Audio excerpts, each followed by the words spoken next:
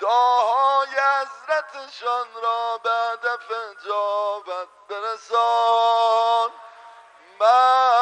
مظلوم این دست ها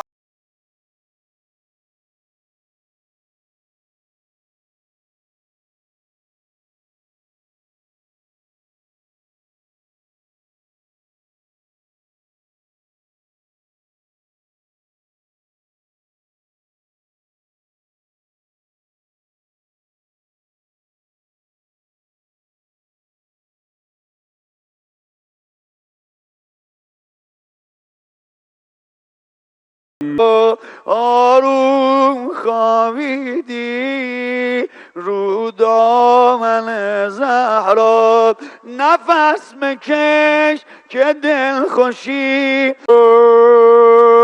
بازم پرچم این حرم رو بلند کن واسه بچه هایی که چشم انتظارن، میخوان مثل من سر رو شونت بذار. اومده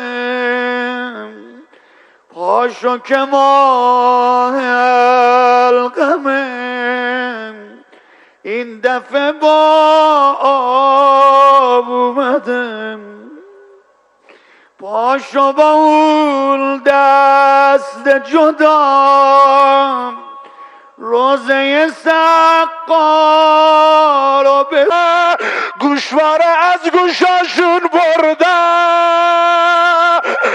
بابا بلند شو ببین بچه ها دارن به بیابان فرار میکنن.